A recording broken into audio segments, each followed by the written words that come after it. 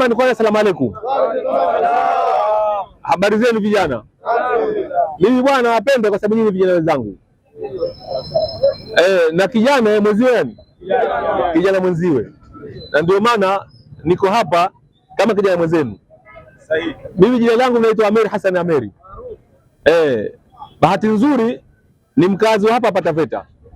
Na lengo kuu na madhumuni ya kuja hapa kuja kuzungumza na nyinyi vijana wenzangu. Na hasa katika kipindi hiki cha kampeni kuelekea uchaguzi mkuu. Sasa mnafahamu kwa uchaguzi?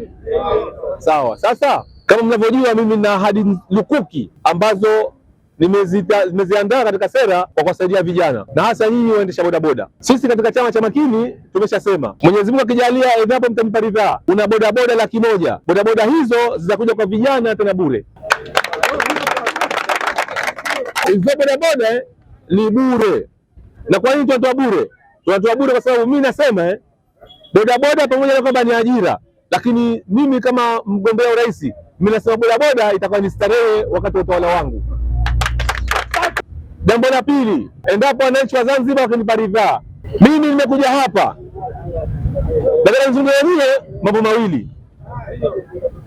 La kwanza kuna taharuki ambayo tayari ipo inaenezwa na watu ambao si watu wema na si watu ambao wanatakia mema Zanzibar. Taharuki hiyo wanazungumza ya kwamba eti kuanzia tarehe 17 mwezi huu kuelekea uchaguzi mkuu mambo mingi yatazuiliwa. Waendesha bodaboda msiendeshe bodaboda, wenye maduka wafunge maduka yao. Jamani, mimi nakwambia taharuki hii si ya ukweli na muipuuze. Sahihi. Ninachokuombeni nikiwa kama mgombea wa urais, wananchi wa Zanzibar tanipa ridhaa, tutawachukulia hatua wale wote ambao wanaita taharuki Zanzibar. Na kwa nini tunafanya hivi? Zanzibar ni nchi ya amani. Tunataka wananchi muendelee na harakati zenu za kutafuta riziki pasipo na shida. Tarehe 28 ni kura ya mapema kwa mujibu wa sheria. Tume huru ya uchaguzi ya Zanzibar imepewa mamlaka, kifungu cha 82 cha sheria ya tume ya uchaguzi namba 4 ya mwaka 2018. Tume ya uchaguzi imepewa mamlaka ya kuandaa siku maalumu ya kupiga kura kwa watu maalumu.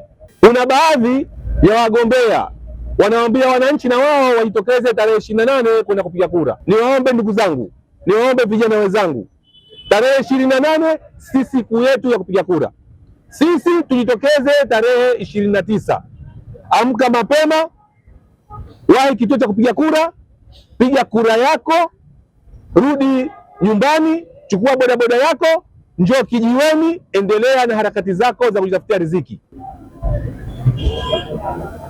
Lengo la chama cha Makini kwanza ni kuendeleza yale yote mazuri ambayo rais wa kwanza wa Zanzibar marehemu Karume aliasisi. Kwa hivyo mimi kama kijana sitokuwa tayari kwa silva, sitokuwa tayari kwa jeshi la polisi kuwanyanyasa ambao madereva bodaboda na bajaji. Sitokuwa tayari. Ninachowaomba ndugu zangu, tufuate sheria bila shuruti. Kama unaambiwa kuvaa helmet, ni lazima tuvae helmet. Kama huna leseni, chama cha Makini kitaandaa programu maalumu kuwatafutia leseni wale wote madereva bodaboda. Simamia mimi mwenyewe, aidha nimeshinda au sijashinda. Hili nitalisimamia. Hilo na deni kwenu. Baada tu ya kumaliza uchaguzi, hata kama nimeshinda au sijashinda, nitakuja hapa, mtanipa orodha yenu, mtaniandikia majina yenu, wale wote ambao wametimiza miaka 18 ili tutafute leseni haraka iwezekanavyo. Lakini si kupiga kura tu. Mimi niwaombe sana, siku hiyo tukijali tarehe 29, mkifika kituo cha kupiga kura, mkishapewa ballot paper, angalia katika sehemu ya kupiga kura, mkono wa kulia, hesabu mtu wa kwanza, mtu wa pili na mtu wa tatu, ndio utamuona pale Ameri Hassan Ameri, piga kura yako, ili sasa yale maendeleo ambayo tumeyasema, yale maendeleo ambayo nimeahidi kwa wananchi, mkiwemo nyinyi wa Zanzibar wenzangu, ndipo tafikiwa. Umepata baba? Baba umepata. Lakini la mwisho ninachowaomba, tuendeleze kudumisha amani na utulivu, na hasa muda huu wakati wa kampeni. Kama mnavyojua, vyama vya siasa kupitia wagombea tunapiga kampeni, nendeni mkasikilize kampeni, lakini vile vile tuendeleze kudumisha amani siku ya kupiga kura tarehe 29. Piga kura yako kwa amani, mchague kiongozi ambaye unamuona wewe ataleta maslahi mapana Zanzibar. Usikurupuke katika kupiga kura, lakini imani yangu katika kiongozi miongoni mwa marais wote waliogombea, Ameri Hassan Ameri ndiye mtu sahihi wa kuleta maendeleo Zanzibar. Baada ya kupiga kura, kama nilivyosema, kila mmoja arudi nyumbani, aanze sasa kuhangaika na harakati zake za kujitafutia riziki. Tuiachie tume huru, tume ya uchaguzi ya Zanzibar ZEC kutangaza matokeo, na imani yangu tume ya uchaguzi ya Zanzibar ZEC watatenda haki, watamtangaza aliyeshinda, watamtangaza aliyepata ridhaa kwa wananchi wa Zanzibar kumpigia kura. Tukiyafanya haya na tuyatekeleza kwa vitendo, basi imani yangu ni kwamba Zanzibar hii itakuwa salama muda huu wakati wa kampeni, Zanzibar itakuwa salama wakati wa kupiga kura, lakini Zanzibar itakuwa salama baada ya matokeo. Kwani mkumbuke ndugu zangu, kuna maisha baada ya uchaguzi. Kutokana na hali hii, ningewaomba sana muwalaani kwa vitendo wale wote ambao wana nia ovu la kuichafua hali yetu ya Zanzibar. Kwa hivyo mimi niwashukuru sana kwa kutumia muda wenu. Mimi naendelea kufanya ziara hizi za kampeni. Jana nilikuwa nazungumza na mabaharia wa majahazi bandarini kule, na wao wamenielezea mambo yao na mimi nimewaelezea nini tutasaidia. Kwa hivyo mimi niwaambie vijana na kuoneni hapa, mko wengi, chama cha Makini kishasema endapo Ameri atakuwa rais, kuanzia mahari, kitanda cha kulalia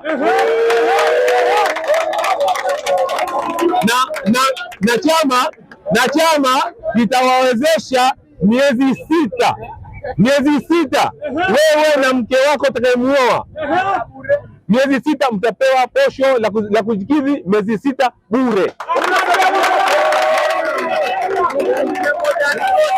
Kwa hivyo muda ni wenu nyie. Waswahili wanasema kupanga ni kuchagua.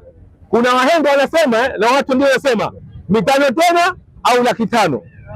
Kwa hivyo hili ndugu zangu, nawaachia nyinyi, liko mikononi mwenu, maamuzi mnao nyinyi. Mimi kama Ameri niwaambie nitakuwa tayari kupokea matokeo yoyote yale ambayo yatatokea. Kwani mimi nasema maendeleo ambayo nimeyapanga na ilani ya chama cha Makini tumeshasema ndio ambayo natarajia kuyatekeleza baada ya kufanya nini, baada ya kuchaguliwa. Kwa hivyo nashukuru sana ndugu zangu, mimi nataka muendelee na harakati zenu za kupakia wazee, mwapeleke kila pahali. Niwahakikishie wale wote ambao wanataka kuhatarisha amani ya nchi ya Zanzibar, nikiwa rais mtanichagua, wallahi hao sitokuwa na imani nao. Kwa hivyo tushirikiane kuhakikisha kwamba uchaguzi huu unakuwa salama na amani. Mimi swala langu moja, unahisi katika utendaji wako Daktari Hussein Mwinyi eneo gani hakuligusia ambalo wewe unataka kulianzia katika maisha? Sasa wengine tunaona maeneo yote kabisa. Sasa wewe katika utendaji wako ulikushajihisha nini uje kwenye hilo eneo, utuambie eneo gani ambalo daktari hakuligusia? Hilo swala la kwanza. Swala la pili, katika utendaji wetu huko barabarani, kwa sisi wana bodaboda tayari udereva wetu Zanzibar ni mbovu sana.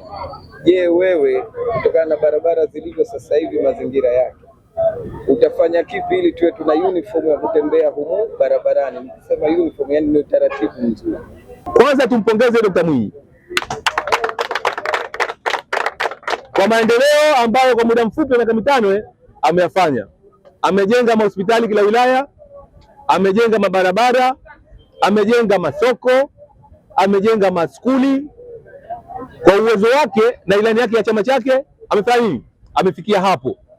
Lakini mimi Ameri, kitu ambacho naona bado hajakifanya ni kuwapatia maisha bora kila Mzanzibari. Asante baba.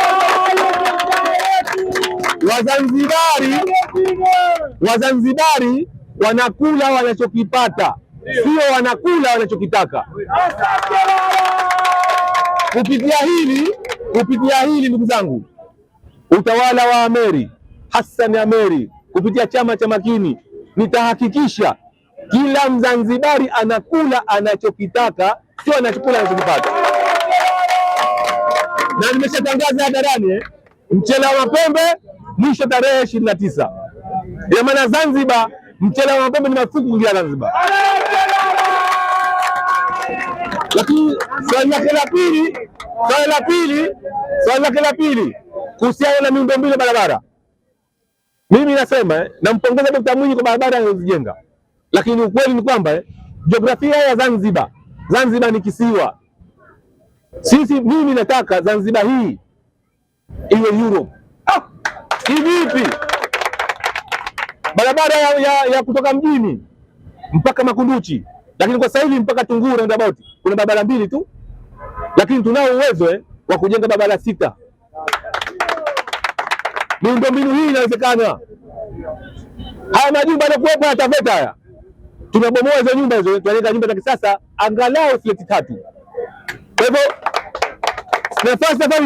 nafasi itapatikana. Kwa hivyo hapo sasa tutawaelekeza wenye mamlaka ya barabara, bodaboda kutakuwa na barabara yake maalum. Wananchi wanaotembea kwa miguu watakuwa na barabara yao maalum. Hiyo inawezekana kwa sababu sisi kama chama tumefanya research, Zanzibar nzima haifiki kilomita 1500 ya barabara, Unguja na Pemba. Kwa hivyo uwezo huo upo na rasilimali fedha tunayo. Kwa hivyo inshallah Mwenyezi Mungu akijalia haya yatafanikiwa endapo mtakichagua chama cha Makini. Umepata. Kuna swali lingine la mwisho?